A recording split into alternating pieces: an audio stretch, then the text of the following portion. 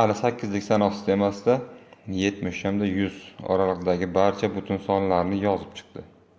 Vali esa shu sonlardan avval 5 raqami, so'ngra 6 raqami qatnashgan barcha sonlarni o'chirib tashladi. Qolgan sonlar yig'indisini 8lik sanoq sistemasida aniqlang va 6lik sanoq sistemasiga o'tkazing debdi. Demak, yig'indisini 8likda topamizdan, 8likdagi sonni yig'indisini topamizda, keyin 6lik sanoq sistemasiga o'tkazar ekanmiz. Mana bu yerda aytganman. 6lik sanoq sistemasiga o'tkazing degan. Demak, qolgan sonlarni yig'indisini topishimiz kerak ekan. Demak, yozdik. 73 dan boshlanar ekan, 73 kirmaydi, buni yaxshi bilasizlar. 73, 74, 75, 76, 77. 8lik sanoq sistemasida 77 dan keyin 78 kelmaydi. E'tibor beringlar, bu yerda 77 dan keyin to'g'ridan-to'g'ri 100 keladi. Demak, 73 bilan 100 kirmaydi.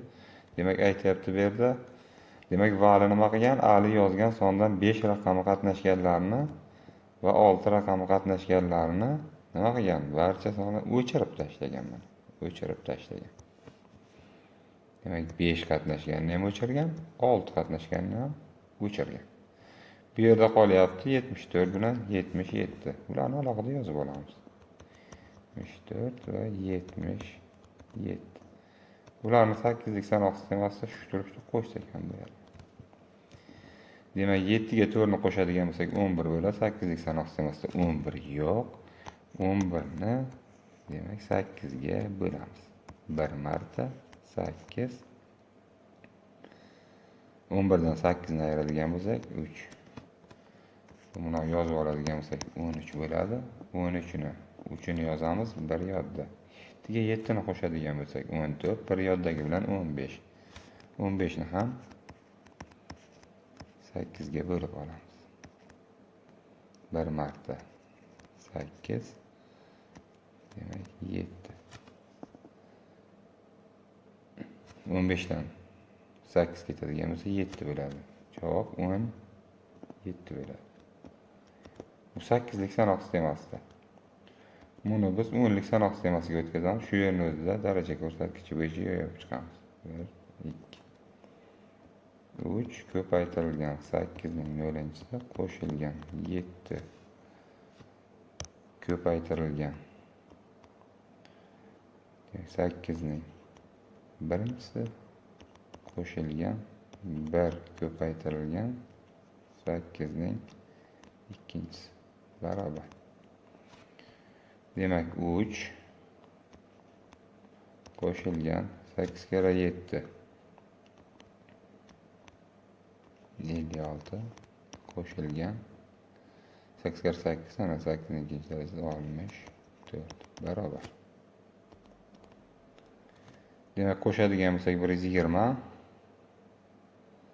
123 bo'ladi.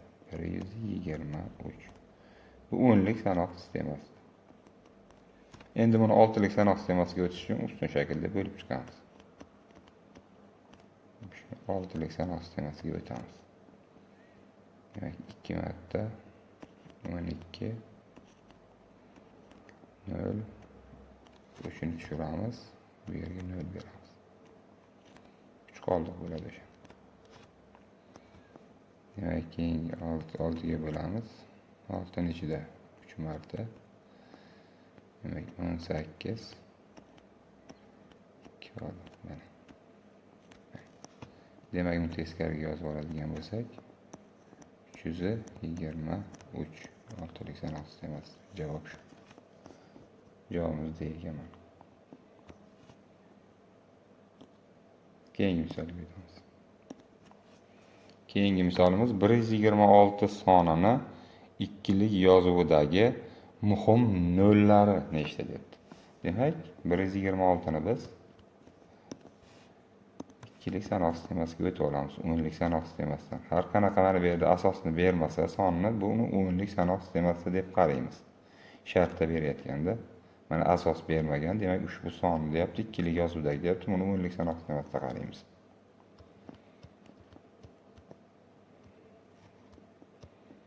Ikkiga bo'lamiz.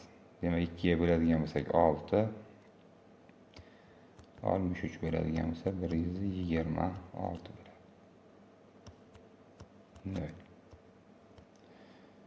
2 ga bo'ladigan bo'lsak 3 1 marta 62 1 bo'ladi. Demak buni 2 ga bo'ladigan bo'lsak 15 marta bo'ladi. 30 1 qoldi qoladi. 15 ni 2 ga bo'ladigan bo'lsak 7 14 yana 1 qoldi qoladi.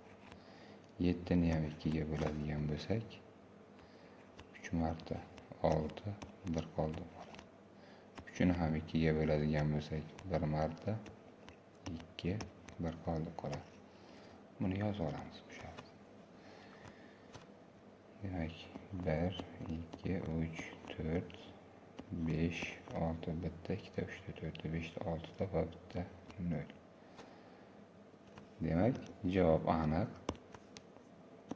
Hammasi yetgan bo'lishi kerak. Muqim nollar nechta degan? Demak, muqim nollari bitta ekan. A javob to'g'ri bo'ladi.